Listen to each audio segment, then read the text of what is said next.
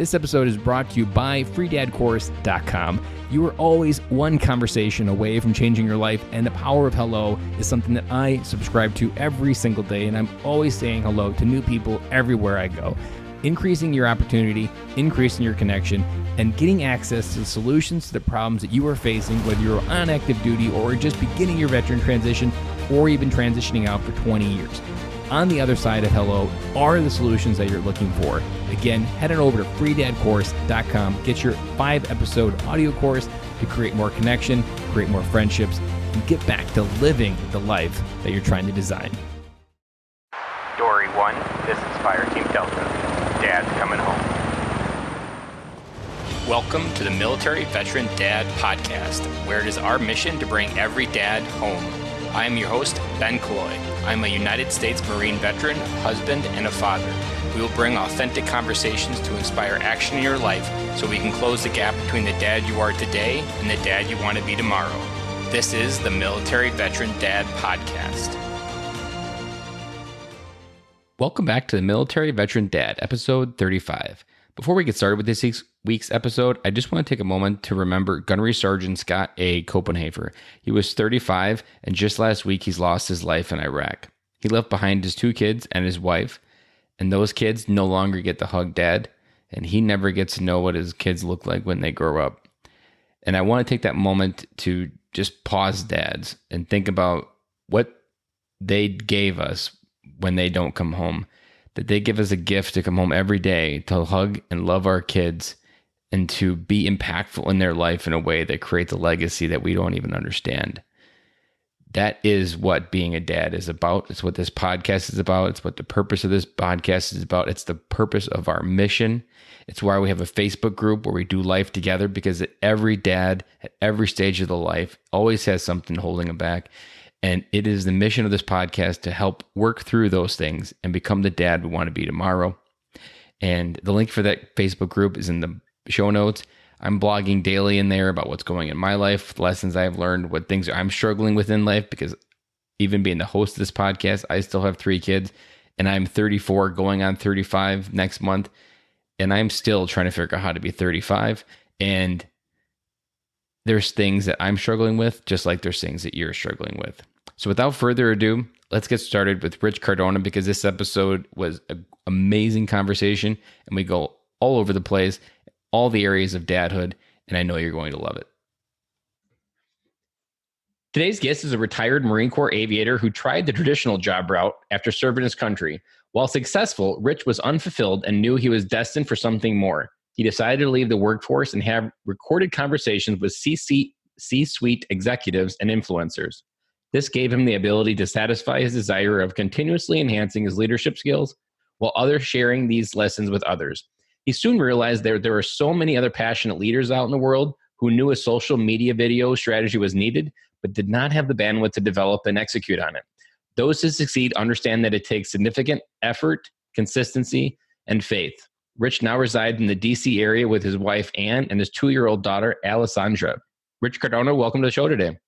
Thank you so much for having me. I'm very, very excited to be here. You sound pumped to be here. I'm ready to tell your story.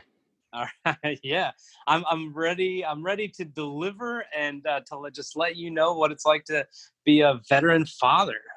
Awesome. Go ahead and add a little bit what your family life looks right now and any gaps of that intro that you want to fill in for us. Yeah. Family life. And I purposely did not mention this to you before we started recording. I'm expecting baby number 2. That is what's happening right now in my family. Wow. Fresh off the press. I'm super excited. My wife's about 17 weeks. And this is interesting because we are choosing not to find out the gender. I thought I could do that the first time around. And when we started doing registry stuff and we're at Bye Bye Baby, I'm like, there's no way I'm getting green and yellow and gray everything. This is ridiculous. So I gave up like instantaneously. And Marines, man, we're very much planners. So I gave up. But this time around, I'm like, I could do it. And the reason is my sister encouraged me. She's like, there's not enough surprises in life anymore. You're going to be happy with whatever you get. And I was like, okay. And then the logical side of me said, well, there's a 50% chance I have all the stuff he or she, that baby has, or I have the stuff they need already. And if not, then, you know how it is, man. It's just onesies in the beginning anyway. So who cares? Yeah. Once you get past the cutesy stage of the first child where you want to dress them up and you want to buy everything that Target has on sale. Second one, I think there still is that newness. By the third one, you're just kind of like put something on them and hope it stays clean for an hour. Exactly. So, but that, and then family life is very good, man. It's challenging as an entrepreneur, but it's good at the same time. I actually am spending more time with my family than ever before, and that's extremely positive for me. It really helps me to be productive and efficient and motivated, just to know that I'm kind of blessed with this opportunity to have my own business and create the type of lifestyle that I want, which is to make sure I have a good relationship with my daughter and then my future child number 2. To make you more excited for finding out the gender at the end, we found out for the first 2 because my wife was a planner and she didn't know, but we had a boy and a girl. So we had one of everything. So literally there's no reason for the third one, whatever it is, we're ready. Yeah. And I didn't realize it, but when you find out in the ultrasound, you have an emotional experience with that. And then when the baby is born, you have an emotional experience. But when you combine them, the emotion of finding out and the birth of your child at the same time, I cried. And so I didn't cry for the first 2, but that third one was overwhelming. So we're actually robbing ourselves of an emotion or an explosion almost of overwhelmingly feeling of joy and love for your wife and love for your new child, because it's all combined into the same experience. And I never would have known that until I put my head on looking backwards and saw that by separating those 2, you are gaining an advantage, but at the same time, a memory is not as strengthful or as powerful as it could be.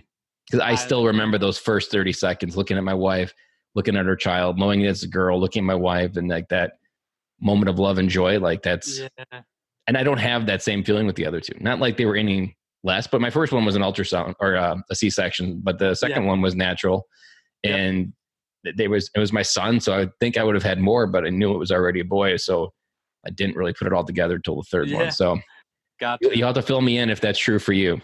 I absolutely will. So yeah, I'm very much looking forward to the surprise. What you didn't go out to when you became an entrepreneur, strengthening your fatherhood or father relationship with your daughter wasn't something you probably sought out initially, was it? It was more like a bonus that you realized. So this is my story. This is everything right now, what I'm about to say. And I'm not sure if this is the direction you wanted to go, but I'm going there. We'll go there, man. All right. I got out of the Marine Corps after 17 years. I did the Terra and I had a full retirement. I was very happy with it. I had a sneaking suspicion, those orders were going to come up like, hey, have we got a deal for you? I had been in Cali for, 5 years. And frankly, it just felt like the right time. So I pulled the trigger so I could stay in Cali. I went to USC to get my MBA. And this is separate, but very important. I really didn't need the MBA looking back. Like I really was fearful that I was not going to be marketable. But I went ahead and did it.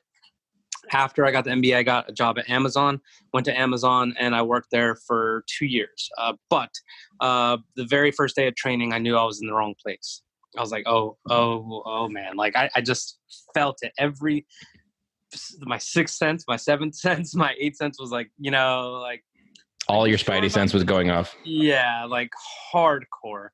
And that's fine. So, I was like, okay, I've just chalked it up to nerves and new thing and whatever. But very soon thereafter, I realized this was going to be kind of brutal. And my 2.5-year-old is trying to get in right now. This is hilarious. She's like about to pick the lock. So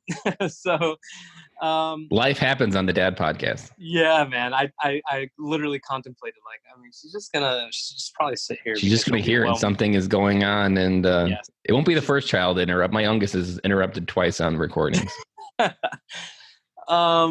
So look, here's how it went down. I was working insane hours. and my daughter was born during our peak season of this brand new building's launch. So it was like, blackout. No one could leave. It's November to the end of December to, Christmas is blacked out. It's incredibly important for the building to do well, for everyone to be on deck. There's tons of mandatory overtime. And as a manager, I had to be there all the time as well, of course. And I was just working crazy hours. And then I was like, my daughter was born. I had my laptop in the delivery room. And I mean, like, it was crazy. And I was obsessed with making sure everything was okay at work. And I knew I was in a bad place. And maybe I was just trying to level out the emotions from having a child, which, I never really felt like I was unprepared per se. But then, like, as it gets closer, you're like, oh, man, like, what if I screwed this up? So I shortly thereafter, I got promoted, and then I went on to night shift. My daughter's growing and growing and growing. And then next thing I know, she's almost 18 months and I have like no relationship with her. Like it was just terrible. It was awful. I was always focused on work, and especially being on the night shift, I would get home and she'd still be sleeping before she went to daycare, when she started going to daycare. And then when I would leave for work, she'd still be at daycare. Like, so I don't think I've ever admitted this on a podcast before, but there was like 2 times where I cried at work. And I think it was the combination of anger and sadness and like depression or something, because I knew I didn't have a relationship. But more importantly, on those 2 occasions, like I hadn't seen her for like 2 or 3 days. Mm-hmm. Now, I'm no longer in the military, right? Like I didn't have children while I was in. So my respect as a father now for people in the military who have to do the deployments, and the roommates I had when we were in Afghanistan who were always looking at pictures of their kids and trying to FaceTime with an absolutely god-awful connection and all this other stuff. I get it now. Like, I don't like being away for, 10 hours right now. But then like 2 or 3 days, like I just didn't feel like that was okay. Like there was nothing okay about that to me. So that was a huge, huge factor in my behavioral changes at work. I started really not caring.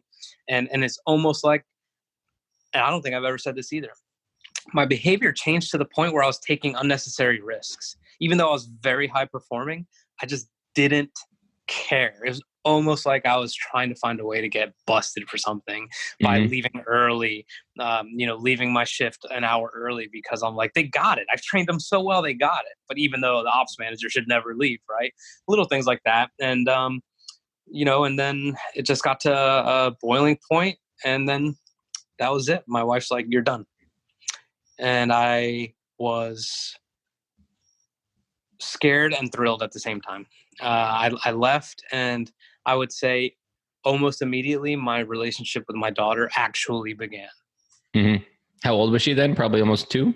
She was almost 2. She was somewhere between a year and a half and 2 years. And things just started getting exciting, and we started hanging out, and she's like, I know you. And I'm like, just watching her. And ever since then, it's been about just over a year now. It's just different. It's completely different. We actually have like a really phenomenal relationship, and my wife hates it because whenever she acts out, it's always when my wife is around. I'm like, she doesn't do that with me. Like she and I are like buds, and it's just fantastic. So I would really highly encourage people out there who get out and maybe have been doing this and they can't do anything about it. You can't quit the Marine Corps, you can't quit the Navy or whatever. But when you have the opportunity to actually prioritize your family, I would say, regardless of the location, regardless of the pay cut you may take or whatever it may be, you will be rich and so wealthy with love and family if you really try and put that first and not worry about how am I gonna, I need a great job, or I need to make this much. Dude, I downsized. I wish you could see, I'm in a tiny apartment that's just enough room for my daughter, my wife, my dog, and I, and we're eventually gonna, have to get an extra bedroom in another place for the other baby. But dude, I had a 5-bedroom, 5-bathroom house in Austin, Texas. I still have it, and we're renting it out. But that's where I was with Amazon, and like this is just as great. Like I thought I needed to just prove something. Mm-hmm. I wanted to be like this hero dad, like, cool, I'm a retired Marine. And my wife was Army, by the way. So, she always gives me hell for being a Marine. It's funny, but I always win. But like I'm a retired Marine, MBA, I'm working at Amazon, making a ton of money, and I'm miserable. Like it's what would you rather be? Like, and I've learned that I need so much less than I thought, and they are what I need more than anything. Did you find yourself always having a personality that was trying to prove to someone? That's a good question.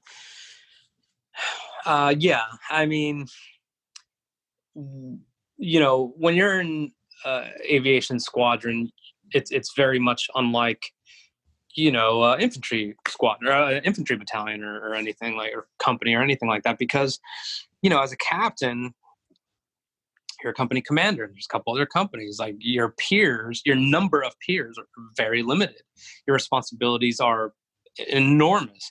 As a pilot, you have enormous responsibilities as well, of course, but you're surrounded in a ready room with like 40 to 50 other of you. So the pressure to perform and not be, Top Gun on steroids. Yeah, so it's, you were just kind of happy to just be not skylining yourself for the wrong reasons. And, also if you were performing at a very high level, then you moved very quickly into different qualifications. And that was a lot of stress too. And look, I'll be the first one to say I was a mediocre pilot because I started seeing a lot of friends just leave the world too early. And I just had this fear and anxiety because I didn't want to be responsible for endangering or killing anyone in my crew.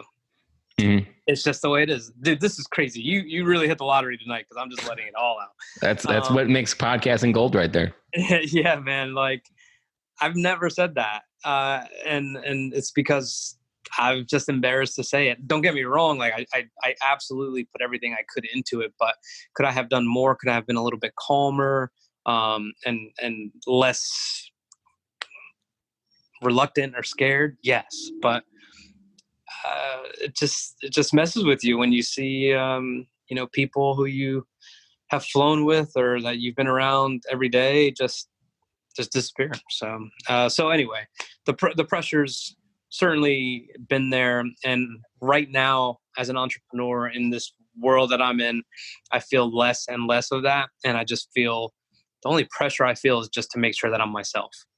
Mm-hmm. And that's a good pressure because it keeps me honest. I've probably for almost all my life, but more the last 15 years, I've really pulled the onion back in that I have spent most of my life trying to be liked and accepted. Never had a lot of friends in almost every stage of my life. And even at work, I would just consistently put in a huge amount of effort to something, try to be the right person. And I literally can look back and to wait for, there's moments where I was like waiting for someone to walk up to me and say, Ben, I'm proud of you. And I didn't realize how much my personality was driven for those moments that never came. And it was this high and low of letdowns that I couldn't really put my finger on. And it was because I was looking for validation externally of myself. Yeah, 100%. Yeah. So I can imagine when you come home now that it's a completely different version of you than you did when you worked at Amazon. What does coming home for you look like right now when you hear the words come home? It's when I hear the words come home, it starts when I pick my daughter up at daycare, just because my wife works nights right now ish.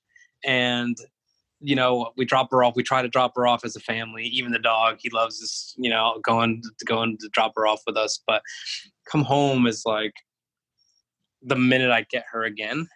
And just that kind of reaction, that hug, that light in her eyes, and I'm just so thrilled. And then I'm like, okay, here we go. Like it's our time, and I try and get her tired, of course, for the rest of the evening, because she always gets a second wind around 9:30 p.m., which drives me insane. But I just want to keep her occupied, and then so it's she and I make sure we walk the dog, make her dinner, we do our thing. And then when my wife gets home, that's really when it kind of comes full circle. And the best thing, which is very rare, is when my wife's home, I'm home, dog's home, my daughter's home, and we're all on the bed and we just have some random afternoon nap, which of course are always glorious, but those are very few and far between. But it just means everyone's safe and sound and just happy to be around each other. I mean, it's really as simple as that. I wish I could give you something more intricate and unbelievable, but it's that simple, because everything you were just talking about looking for that I'm proud of you and all that other stuff. Like, I get it. And that happens from time to time now. And a lot of people message me about certain content and this and that, but none of it is as good as that. I mean, it's just not. I mean, I never realized that being a father was going to be something I don't know how to say this. Something I would take so seriously. Mm-hmm. And I think you've hit a nail on the head there, that with being enough, that when and this is something that dads struggle with a lot, and that we don't recognize that to our kids, we're already a hero. Even on our worst day, it doesn't matter whether you just walked away and got fired. Yeah. Your kids will still greet you as the same tall-eyed man that they look up to. And we're always enough for them, no matter how insecure or how much we're beaten down inside. And it's a very good way to ground yourself in what really matters. And that no matter what's external of your family, when you come home, really, that's where you can validate that I'm accepted and I'm who I am and I'm already enough. Yeah. It's the great equalizer, fatherhood and just being dedicated to your family. So yeah, I agree 100%. And I think what a lot of veterans and active duty members get hung up on is they really put up a barrier between their kids and themselves. Like they're almost afraid to step into that role. Like it's literally, I think there's people that would rather fight an enemy fighter jet than come home and be dad sometimes, because that seems less scary than trying to come home and deal with emotions almost, or just deal with maybe insecurities in their own personality. And it's really that trick is when you switch to recognizing your kids are really the best chance you have to make an impact on this world, and recognizing that they're your legacy, and anything you do externally of your life is marginal compared to the impact that you can do by being a father. Like it's absolutely true. I repeat often, and it's perfect advice that Navy SEAL Andy Stump gave me on the podcast, was that as a Navy SEAL, he was trained to be an effective fighting machine. But the effectiveness that he was trained at was the limiting factor of how far his bullet could travel. So all the training in the world to be a Navy SEAL, he could still only be as effective as far as a rifle bullet could travel. But as a father, you can literally go into generations of effectiveness. Like the amount of energy and focus and time, you can literally change the next generation of your name and create an entire generation that remembers who you were by focusing on your kids. And that switch is where I think so many dads get hung up on that a lot of veterans get hung up on trying to figure out what their service meant and why things happen, why people died, why did I survive? But it's all facts. There's nothing you can do about it, even if you do figure it out. But your kids are happening right now. They are your legacy. That is not your service. Your kids are what they're going to remember. Yeah, I've truly never thought of it at that level. So that literally makes me excited for whenever we wrap up, so I can just be like, hey, and just go go talk to her and tell her she did a good job with the potty or whatever, like something. But yeah, I mean, I've truly never thought of it at that kind and of even your daughter, like it's really scary when you hold your first daughter, because as I've been in this space for so long, the one thing that I've really recognized is that as fathers, it's our job to provide the example for what they're going to look for. 100%. And it's our job to validate who they are. And in an Instagram world of 2019, I can't imagine what the world of 2030 will be when she graduates. And I often will remind my daughter that she's beautiful, that she's enough, that her opinion of herself is the only one that matters. Mm-hmm. And I'll often repeat in the podcast, there was a book I read, Strong Fathers, Strong Daughters, and just giving your daughter a simple hug. That hug can lower the chance by 60% that they'll have sex by the age of 12. Oh my God. So good to know. Just that simple validation from their father. If they don't get that, they will seek it from the first person that gives it to them. Wow. So you think of like any girl you've ever heard of talked about with daddy issues or anything like that. A lot of that, I believe, is rooted in just not having that fatherly love invested in them in the early age. And they were always seeking that externally. And everybody's heard a story of a girl with daddy issues. And I think it always ends in disaster because it's always based on the wrong foundation. They're seeking validation externally from something that normally should be something that father already introduced and validated from the inside out. Absolutely. Yeah. I mean, there's times where I almost feel like, do I really need to say, hey, pretty girl, how are you? And all this other, I mean, number one, it's natural to me, but two, I think subconsciously I'm trying to just remind her that she's wonderful and you did such a good job and all these little things. And there's times where I'm like, I almost ask myself, is this excessive, or am I just being a regular dad? And then I just realized like the fact that I'm questioning myself means I don't need to be questioning myself. Mm-hmm. That we're just overthinking it. And just like, and I don't, especially once they start getting into like elementary and they get into elementary girl drama, and so much of our kids, my daughter's 7, and very much of her world, she's already thinking like a teenager, and she already has like teenager type problems, and she's only 7. So like their world grows that much faster, sooner, and their awareness of the world happens sooner.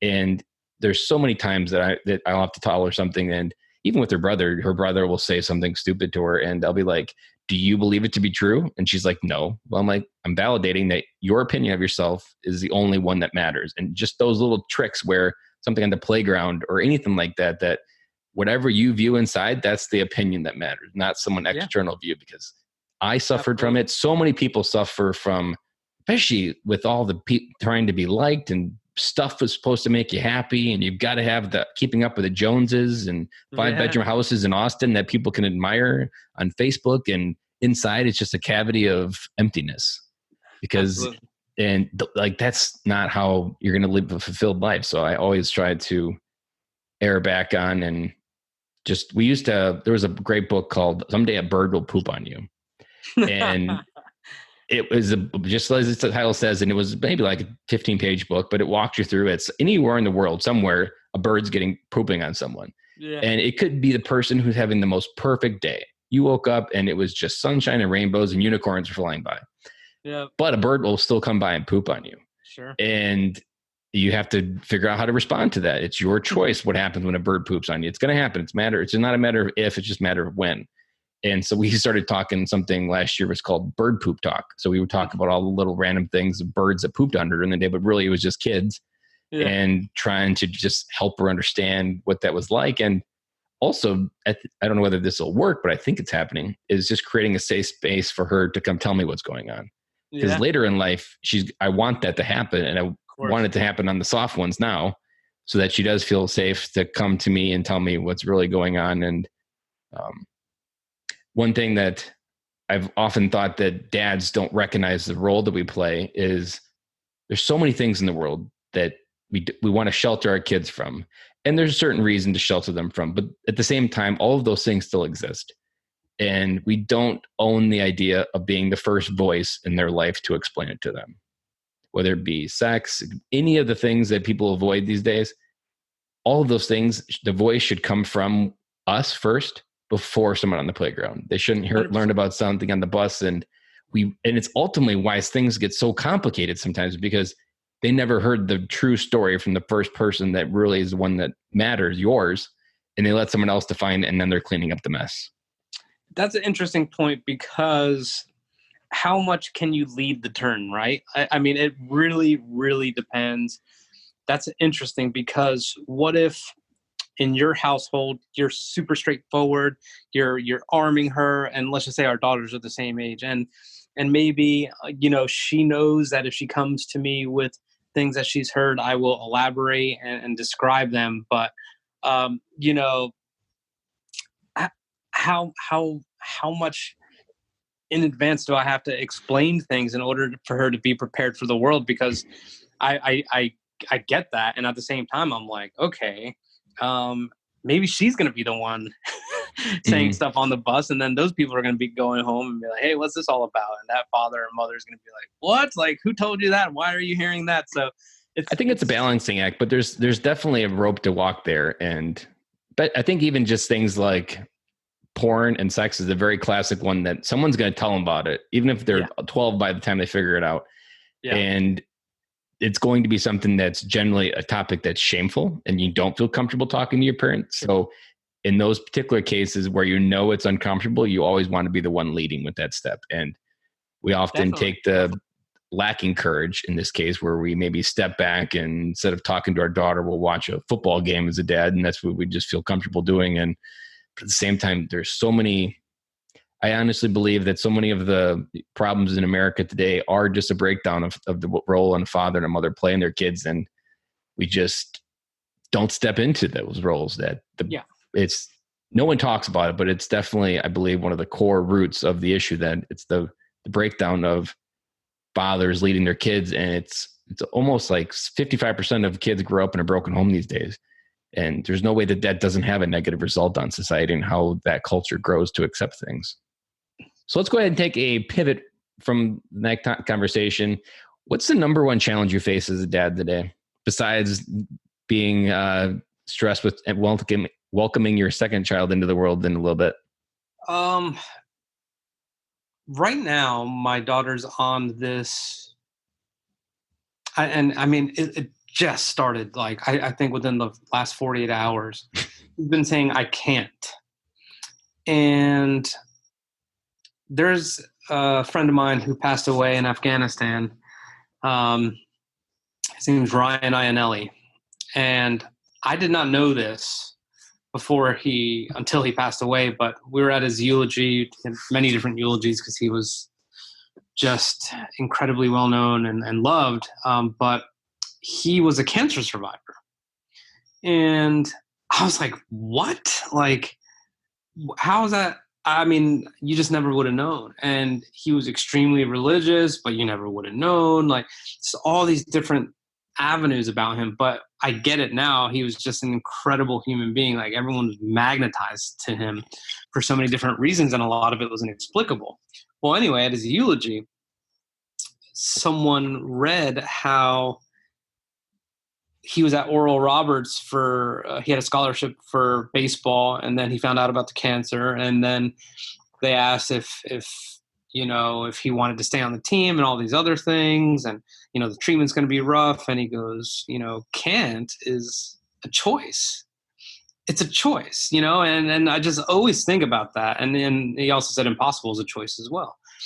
So, like, when she says I can't at 2.5 years old, I mean, I know she's 2.5 years old. I get it, right? Like, it's not the end of the world, but I'm trying so hard. And the challenge is to just try and relay to her that everything up here in your mind is actually the reality, like it's a moment of weakness, and I'm like, okay, like, how do I not be like this hardcore ridiculous dad right now and be like, don't say I can't, I can't do that. And then I also can't find a good balance where I'm explaining it lovingly as, yes, you can. Like, it's just a choice. It's all in your head and whatever. And it's huge moment. And I wouldn't, maybe it's not like an unbelievable challenge, but it's a huge moment where I know the example and how I deal with that, and her starting to say,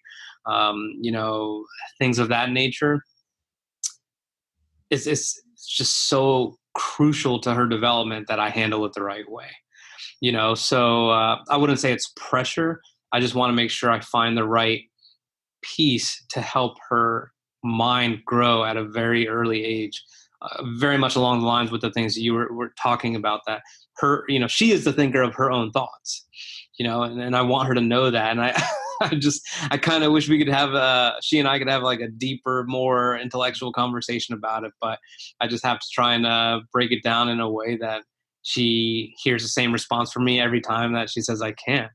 And you're planting seeds in a garden that later will grow. So a lot of what you do now is more just like a long-term chemistry experiment that just needs to, you're doing a lot of mixing and trying and you're hoping you get it right. But like every day as a dad, you really don't know what tomorrow will bring and you're not prepared for it. But as a dad, you just get really good at making it up sometimes. Sure. And how old does your daughter seem like? So if she's 2, how old does she really act like, intelligent wise? She's like 2 going on 5, 2 going on 7. She's almost 3.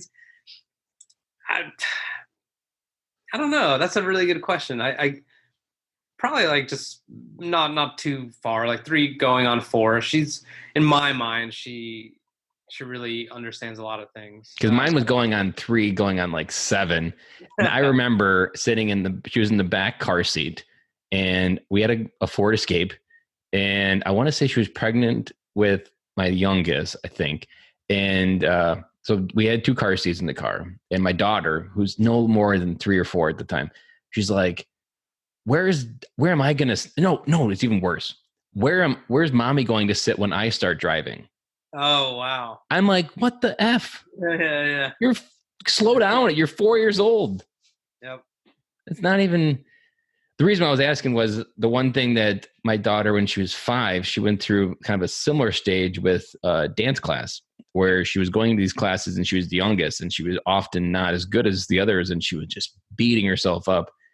And the one tool, and I think this is also how we can reutilize if we have PTSD or any of these very traumatic growth areas that we just grew up really quickly in a very short amount of time, that stories of our own life are often vehicles to help. Like the story I told my daughter was, when you were born, daddy knew nothing. I had literally no idea what to do with you. And every day I just had to keep going. And I couldn't say I can't do it because you were still there. And I had to keep going. And so I used those stories to say, like, you just got to keep going. And you're trying to figure out how to be 5. I'm still trying to figure out how to be 34. And there was another analogy that I haven't had a chance to use yet, but I just started trying to defeat my fear of running. So Marine Corps, I was never a good runner. So I just cursed it in my head that I suck at running. That's something repeated in my head over and over. Yeah. And I've always heard from Carol Dweck's book, Growth Mindset, of this idea and try to reframe everything. But someone gave me a brilliant way to say it, that really take whatever you're saying I can and just change it to not yet. So I'm not a good runner yet. And so every time I'm training, I'm just thinking myself, I'm not a good runner yet. And I can do work to get there. And it's not a matter, because when you say I can't, it's almost like there's literally a wall, but it's invisible and your mind won't let you walk through it. I know that's funny because you said you're 34 and you're going to use that, but maybe if she says, I can't, when she's potty training and she's like, she was saying she can't take her pants off by herself. I'm like, not yet. Like, I literally am going to try the same experiment and I will let you know how it goes and see who does what first. I've noticed in different, like we were jumping in the pool a couple times, I think last year, and my daughter was maybe 6. So she'd be like, Daddy, do you believe in me? And I was like, I feel like this is one of those moments, like she's never really said this. And I said, yes. And then I often will reuse it. I'm like, Daddy believes in you. You can do it. And it, like, that was a test almost for the moment. Like, am I going to breathe courage into her to make her know that she can do more than what she thinks she can? And I was just glad that I was aware of it and didn't react in some different way. But there are micro moments where they look for that, like, permission almost. But in this case, when they're that young, they're really not that into it. But but when they start running into those walls and they start trying to do stuff, riding the bike's kind of like that first classic of they have to fall, they have to get back up, they have to keep trying. And one of the things you'll notice when you have your second child is it does get easier. And this is one of the best lessons I've learned for life coaching and why it works, that your kids start learning faster because they're watching someone ahead of them. And that's what generally the coaching industry uses. Like, you really just want a coach that's ahead of you so that way you can shortcut it. That's what your kids are doing. They'll do everything faster because they're watching someone. So like the second one isn't as fast, but the third one, they are just in a big damn hurry to grow up. They can't grow up fast enough when you have three. Yeah. It's just like my daughter, I bet she will, maybe I think if I tried, I probably could, but she just started riding a 12-inch bike and she's barely big enough for it, but her sister is. So she's just been itching to get on it. And she's got training wheels, and my son just took his training wheels off and he's going to turn 5. And I'm almost positive, like by the end of this year or right at the beginning of spring, I'll take them off and my youngest will be riding without training wheels much earlier. My daughter, my oldest, probably didn't do it till it was like after kindergarten. So like just the amount of shortcutting, learning to ride a bike because they've watched someone in front of them. I want to tie that to transitioning service members. And here's why. I'm obsessed with trying to help people transition successfully, but my issues with TRS, Soldier for Life, and all these other things, and when I call and like, please let me teach LinkedIn, please, like, look, like I got that thing. I've made all the mistakes. Like, it's new for me. But, you know, if I'm a transitioning service member, whether it's a Mustang, whether it's another officer, whether it's a sergeant or whoever, like I get it. I'm not incredibly far removed from that where I'm like completely oblivious to your current day challenges and your attention span and all. Like I get it. But, and you know, like some of these more seasoned folks, I should say, you know, who are teaching these, like, dude, like, you're not on there. You're not doing these things. Like, this is literally just presenting information that fits a certain curriculum or criteria or whatever. And that's why the game is changing in a way. And that's why what you're saying makes complete sense. Like, if you were getting out tomorrow and we connected, I would be a far better resource for you and help you avoid all these potholes than someone 20 years removed from the Marine Corps. Like, it's just the way it is, right? So, like, it's just so interesting that you talk about it, you know, when we're talking about children, but how those same ideas conceptually make sense at this age, but people like forget because they want to be the one to like try and impart this information. Like, there's certainly just knowing your role. And this is not to degrade anyone out there volunteering their time to help transitioning service members. That's not what this is. It's, do you have the self-awareness to realize that there might be someone who's going to be more effective than you? That's someone who's going to be more engaging than you. That's someone who's closer to that, you know, huge chapter in your life that's about to come up. Who's actually living the life you want, even like finding those types of people. So it's just funny. You immediately brought me there, but I can certainly see how that's, you know, I'm certain that's going to be the way it is when he or she comes into this world. They'll probably be pretty quick to pick up some things from Allie. And I was just telling you before we hit record about the Marine that killed himself. Yeah. And we really dove into his personality. And this is something I think many veterans face, especially the ones that I believe he wasn't.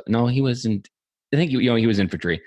These ones that they get the default military complex of poster board. And his wife described that he would often say that he was the Hulk's, and he was the Hulk's alter ego. And so like he was very cocky. It was one of the reasons why she found him attractive. Or no, she didn't find him attractive, or she didn't like his cockiness, but he was very attractive. Yeah. And he just got so hung up on trying to have his ego on so strong that no one really saw the person that was dying inside. Sure. And at the very end, in his suicide note, he admitted he just felt like a failure as a husband, a father. Every relationship in his life, he just classified as a failure. Wow. And he was reaching out to certain people, but people weren't taking him seriously. And he wasn't talking to her about it. And he was so afraid to just admit that he didn't have it all together. And I think I remember my very first podcast interview I did. I didn't have any of these ideas in my head at the time. And one of the very first things I said, when you transition, your ego's got to be the first thing to go off, because it will be the one thing that is almost not even a hand grenade. It's a claymore. Yeah, it will just shred you to pieces. Absolutely. Because you're not going to want to be helped. Your people aren't going to want to help you. You're going to push the people away, and you're going to get so alone that you eventually have this voice inside your head that comes to the only conclusion that you can, that your family would be better without you. And which is why I started this podcast, is to get dads to, from that moment to any moment in that process of being a dad, to just wake up and turn the ego off and cry or talk to someone, whatever it is, whatever you're feeling, just feel that, because that's the thing that prevents us from transitioning the most, I think. And I'm sure you see it even for people that are trying to transition or maybe trying to do it differently. Like, you can't go at it thinking you know it all, because people don't like that. But that's what the military complex, like, you have to know it all, because if you don't, someone's going to die. But on the other side, it doesn't really work that way. And it is a visceral experience if you are not able to really train your mind to just go to a different place and to, like you said, like, leave the ego aside. Because I don't want to say it's a rude awakening, but what I really, when I'm super honest with people who want to hop on a call, I'm like, no one cares what you did. Like, you just have to pretend no one cares what you did. And the more you say, well, when I was in the Marines or when I was in the Army, this, like, that's more of a red flag that you're having difficulty assimilating. Like, appreciate your service. Don't forget about your service, but focus on the present, and not that you left your tribe behind, that you lost your identity. Like, transitioning is all about establishing your next identity. It's not about the job offer. It's not about who you work for. It's not about a certain amount of money. It's none of those things. It's a new chapter, and the camaraderie, the danger, the mission, the patriotism, like, it's just not something that you can duplicate on the outside.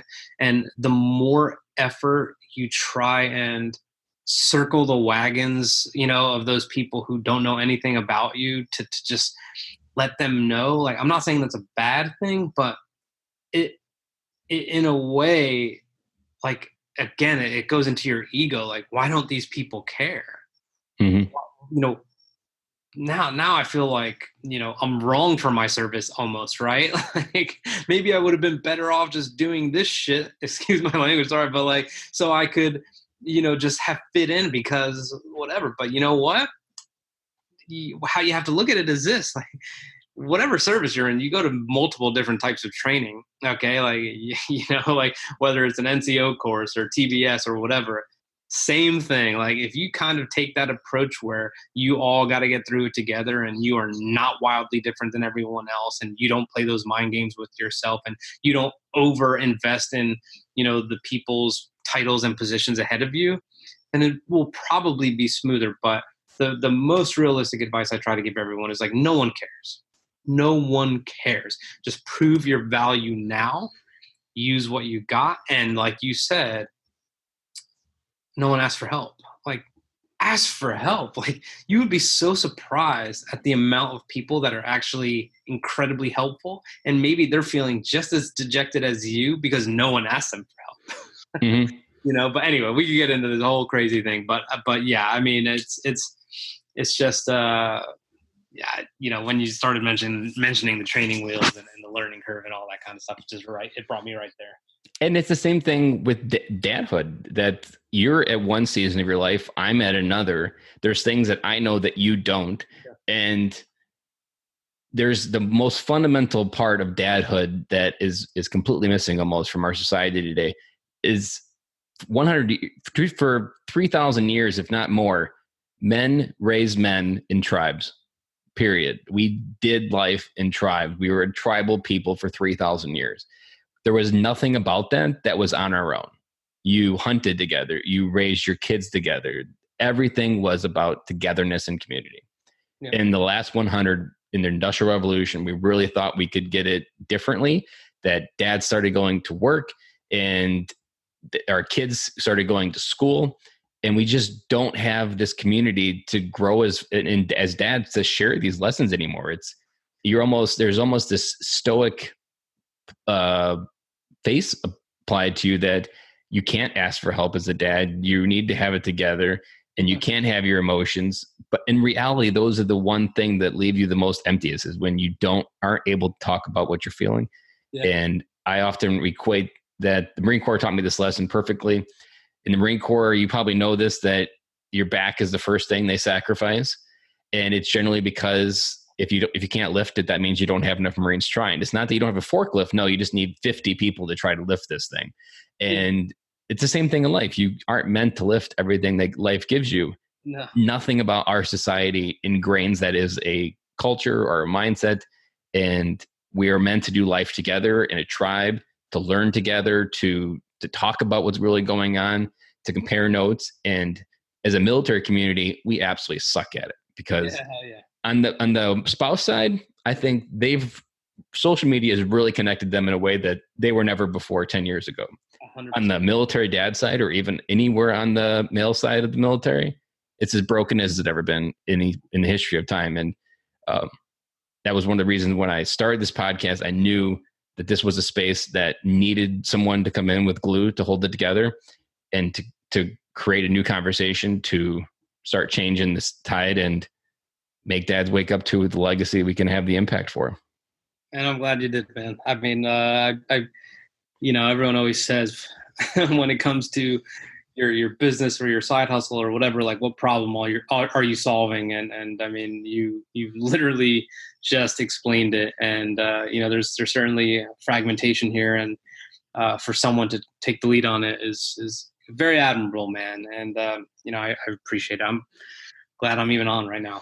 That question you always ask, everybody always asks me that, like, what's the purpose of my business? And I often don't have the full onion peeled back yet, but like right now, my favorite answer is, I'm the friend that I wish I had 5 years ago. Like the one thing I give for free and I don't sell it is friendship. I'm the friend that I'm always got an ear.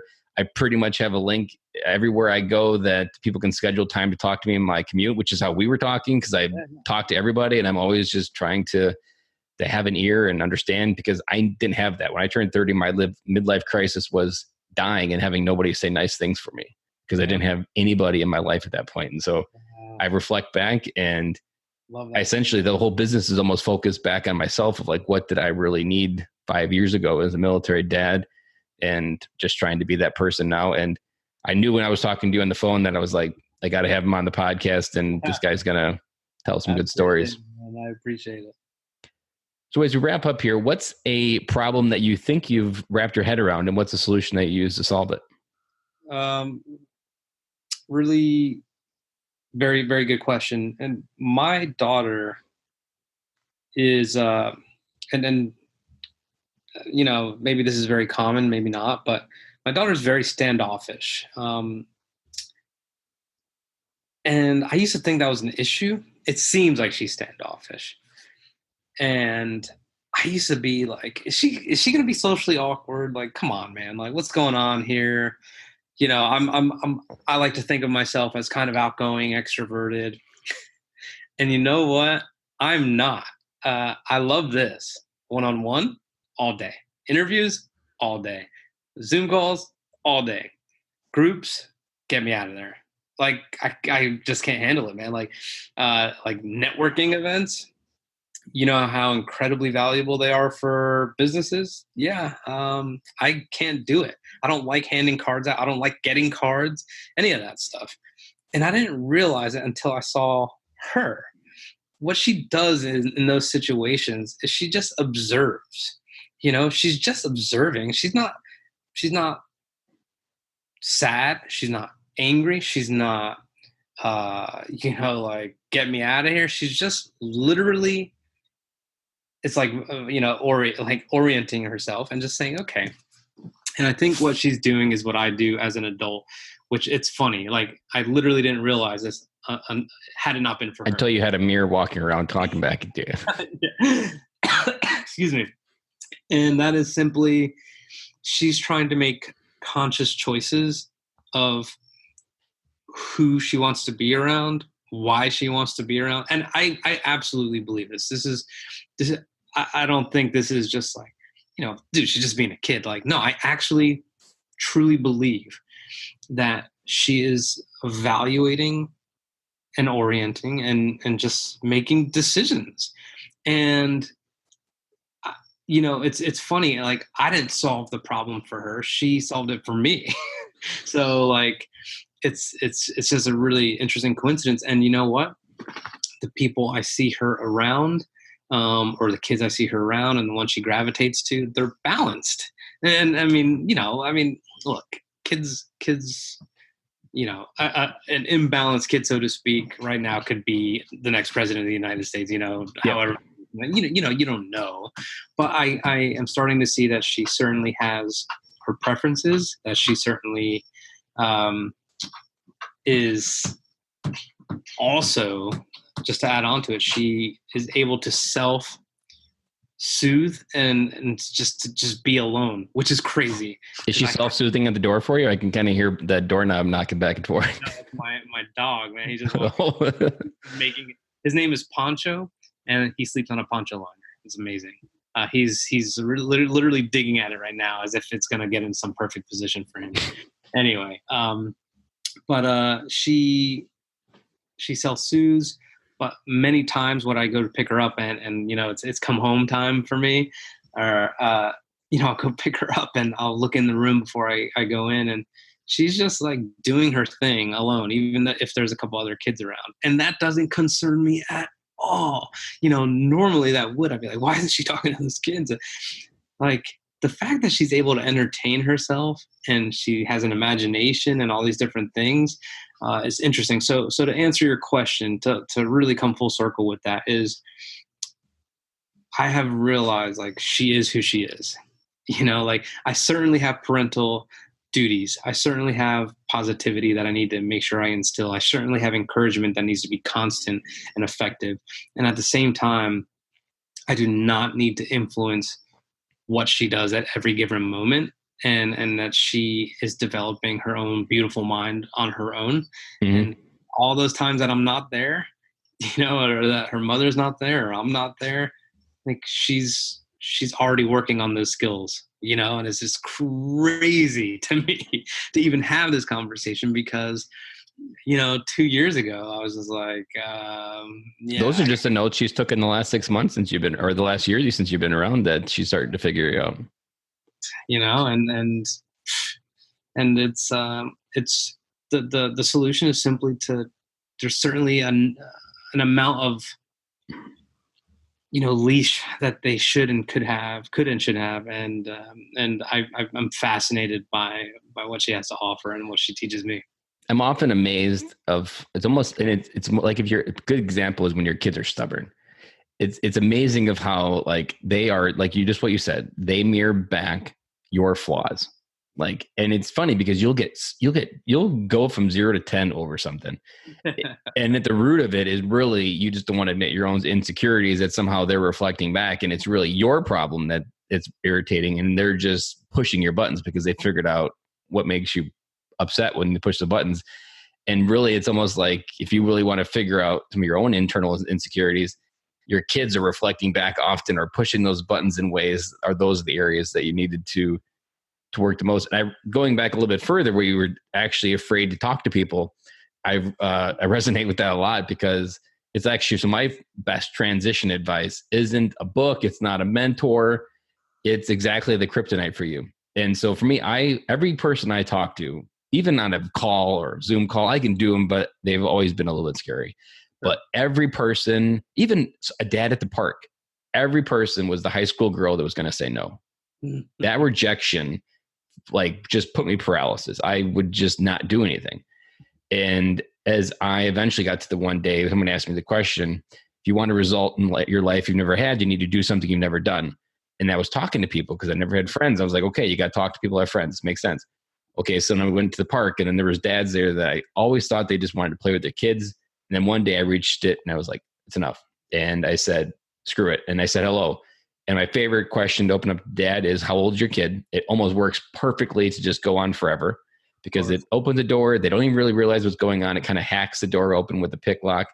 And you start talking, and you realize he didn't want to talk as much, but no one was willing to go first. And that slowly transcended to talking more and more people. And now my favorite advice is to talk to strangers. And I often wish the best thing they could do to transition people out of military is take us to a networking event with an objective a clear outcome and somehow to measure it, and to just talk to strangers and till the point we're blue in the face. Yeah. Because what I've learned in the last 6 months of this, or 8 months now with the business, is you can't move almost any aspect of your life forward unless you can talk to people. Like, there are so many people within 7 degrees of separation that can literally change your life. Correct. None of them can help you unless you talk to them.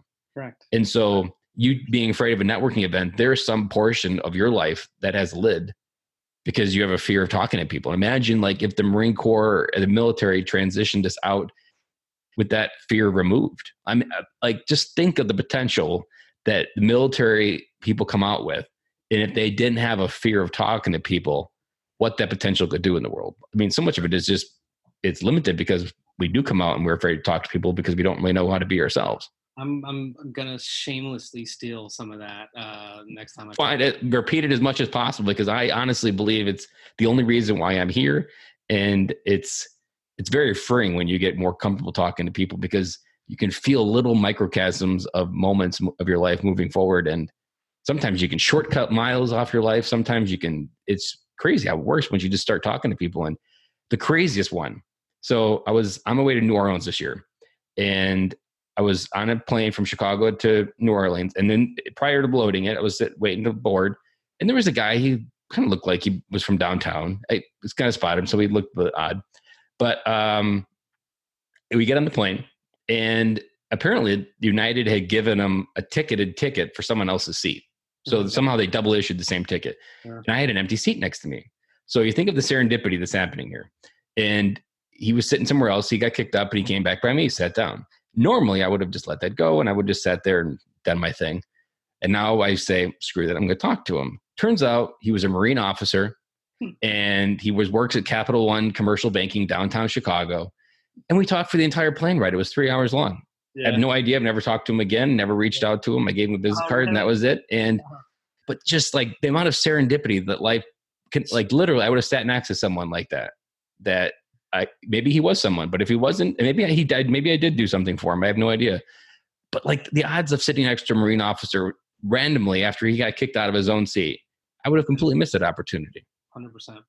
100%. Yeah. And you never know what those layers of your life, adding those different perspectives will do. And we often don't expose ourselves to enough perspective these days to get the full view of what we need to do.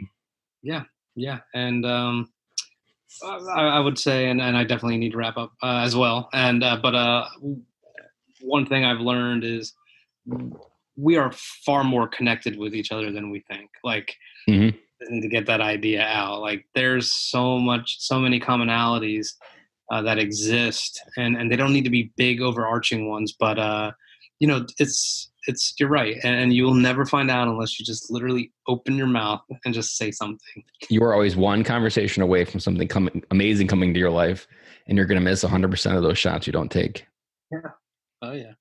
Even this interview, we have no idea what this is going to do, but me reaching out, randomly putting it out there, that it happens weekly, and then you just got to keep. I'm in what I call Dory mode. I just got to keep swimming, and I never know where I'm going to get, but I just got to keep going. Totally. Well, Rich, I absolutely love this interview. It was just as good as I imagined. We had a very good conversation. We covered a lot of different areas. Is there any parting pieces of advice you want to leave for military dads? For military fathers, I think I mentioned it, but it's worth repeating. And that is, when you choose your family, when you have the ability to choose your family, I'm not saying you don't while you're serving, but if you have the ability to choose your family on the outside, I think if you lead with that, and you create an atmosphere where you are pure and you are happy at home, no matter how much money you make, no matter where you live, no matter what part of the country you're in, whatever it may be. If that is the source of your livelihood and your purpose, then I truly believe that everything else will start coming as well. And by that I mean, if you invest in your family and you make sure that you are the best version of yourself for them, and that you're helping them in any way you can, and that they're trying to be the best versions of themselves for you, that is just going to create this kind of just impenetrable mindset where some of the things that you didn't think you could do, whether it's in the civilian world or job industry that you're reluctant to join, whatever it may be. All that's just going to kind of dissipate because you're always going to be able to come home. Just kind of like your question. Mm-hmm. As long as you could come home, nothing else matters.